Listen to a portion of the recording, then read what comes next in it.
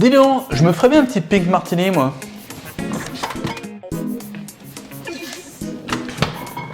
Eh oui, ça peut être aussi simple que ça. Santé. Salut mon petit chat, c'est Mathieu. Aujourd'hui sur Cocktail 101, je vais te parler de cocktails pré-batchés ou préparés en grande quantité à l'avance. À quoi ça sert? Ça sert à servir à tes potes des recettes pointues tout en profitant d'eux sans passer ta soirée à faire des cocktails comme un connard. Mieux, je vais te proposer une recette à préparer à l'avance, à mettre au congèle et tu n'auras plus qu'à la sortir et à la verser directement dans le verre.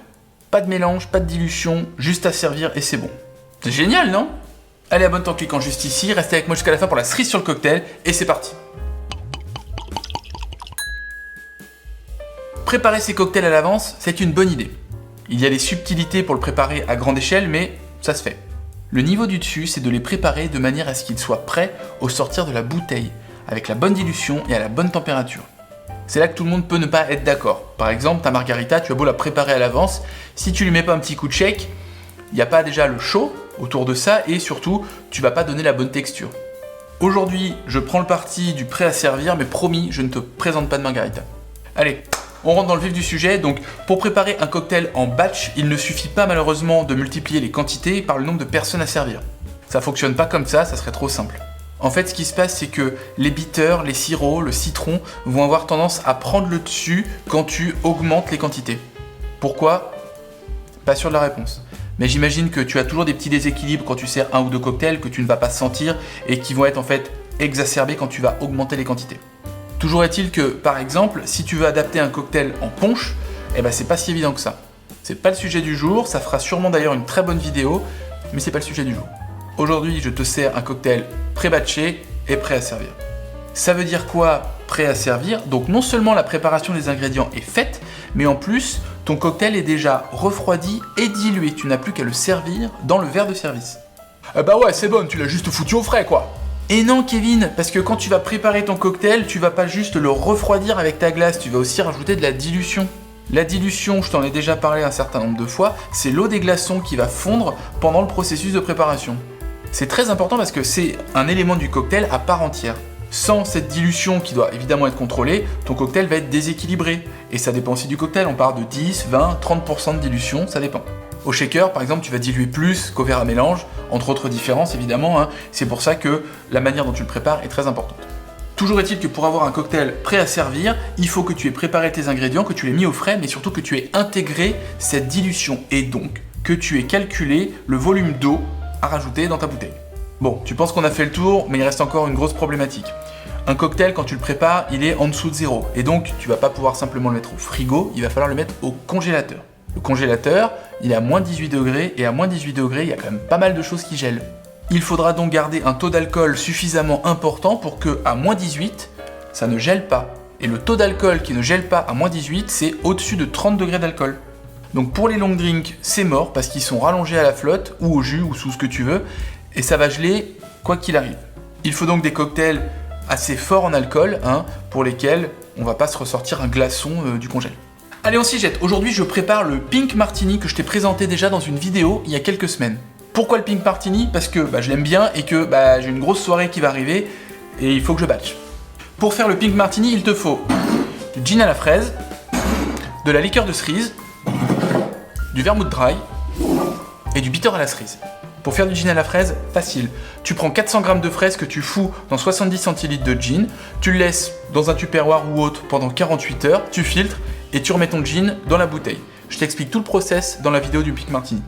Donc je me rends compte que c'est peut-être pas le meilleur exemple pour te proposer un cocktail pré-batché au congèle. T'as probablement pas le bitter à la cerise et au final le template que je vais te donner pourra peut-être pas s'adapter à d'autres recettes. Mais bon, écoute, moi c'est celui-là qu'il me fallait. Ça te donne un peu un ordre d'idée. Je pense que je te mettrai un petit cadeau dans la description, je t'en parle un peu plus tard. Donc, pour une bouteille de 70 centilitres, il va te falloir 460 ml de gin à la fraise.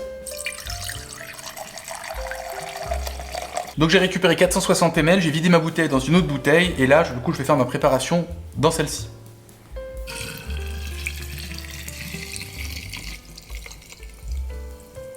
Ensuite, il te faut 50 ml de vermouth dry. Donc j'ai récupéré une petite éprouvette graduée sur une brocante, j'aime bien les brocantes.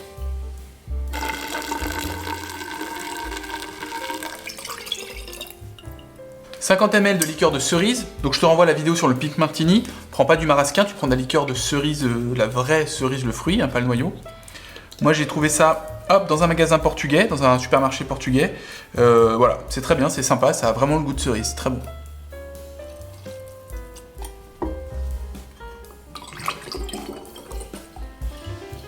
« 5 ml de bitter à la cerise.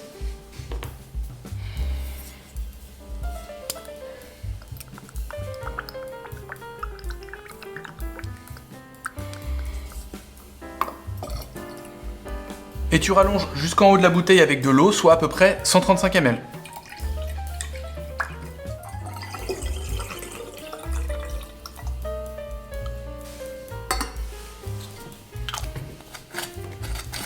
Et voilà mon pote, Pink Martini, pré-batch, pareil à mettre au congèle. Donc je t'explique le détail. J'ai pris les proportions initiales de chaque élément dans un cocktail normal pour une portion. J'ai diminué de 40% le bitter. Pour les sirops, j'aurais diminué de 20% à peu près. Là, en l'occurrence, il n'y a pas de sirop, hein. Ça me donne donc mes nouvelles proportions de mes ingrédients dans mon cocktail. Et par-dessus, je rajoute 20% de dilution, donc 20% de volume de flotte. De cette recette, j'ai fait le calcul. Pour calculer le taux d'alcool, je suis à peu près à 29-30 degrés. Dans l'hypothèse où j'utilise un gin à 40. Hein.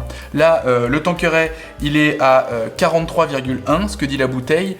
Le fait de l'infuser avec des fraises, potentiellement, ça va lui faire un petit peu diminuer le taux d'alcool, mais on va dire que je pense être dans les clous.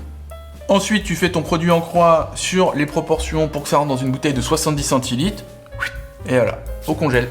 À peu près 6 heures plus tard, au moins, tu peux servir. Hein. Alors attention, la bouteille est extrêmement froide. Hein. Tu vois, ça gèle un peu.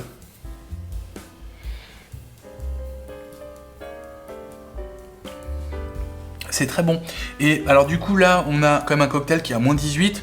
C'est plus froid que ce que tu vas avoir d'habitude, mais c'est quand même assez sympa parce que le cocktail est plus dense, il est plus sirupeux, tu vois. Il y a une texture en bouche qui est vachement intéressante. Ça d'ailleurs, je t'en parlerai peut-être dans un autre contexte, hein, parce que la texture du cocktail, c'est quand même quelque chose de très intéressant, et je pense que je t'en reparlerai, ouais. Allez, cerise sur le cocktail, je vais te donner les infos pour que tu puisses préparer, toi, tes cocktails à la maison. Je te mets dans la description le calcul pour réaliser une bouteille de Old Fashion et une bouteille de Boulevardier que tu pourras mettre au congèle et servir quand t'en veux. Pour rappel, le Boulevardier, c'est un Negroni avec du bourbon à la place du gin. Pourquoi un Boulevardier, tu vas me dire, plutôt qu'un Negroni? Dans le Boulevardier, en fait, je mets 2 fois plus de bourbon que de Campari et de vermouth, alors que le Negroni, c'est pas égal. Du coup, on a un taux d'alcool supérieur à 30 degrés et ça marche. Si tu fais la même chose avec un Negroni en respectant les doses de 1-1-1, tu vas avoir ton Campari qui est à 25, ton vermouth qui est à peu près à 16-17 grand max. On est à peine à 27 degrés avec un gin à 40, et là, par-dessus, tu es encore censé rajouter la dilution. Pour le Boulevardier, on est déjà limite si tu utilises un bourbon à 40. Le mieux, c'est d'utiliser un bourbon qui est un peu plus fort. Si tu utilises un bourbon à 40, c'est pas grave, ça va marcher, ça va peut-être geler un petit peu. Si c'est le cas, pas de panique, tu sors ta bouteille 30 minutes avant le service, elle aura eu le temps de dégeler, tu pourras la servir, elle sera toujours très froide. Voilà mon petit chat, j'espère que ça t'a plu. Hein. C'est toujours sympa de préparer ses cocktails à l'avance, c'est pratique et n'hésite pas à essayer, ça te permettra de passer plus de temps avec tes potes en soirée. N'hésite pas à me laisser un petit commentaire, me dire ce que tu penses de tout ça. Si c'est pas fait, abonne-toi à la chaîne, abonne tes potes. N'hésite pas à checker ma vidéo sur le Pink Martini ou bien sur le Negroni d'ailleurs. Hein. Allez, gros bisous, à la prochaine et santé.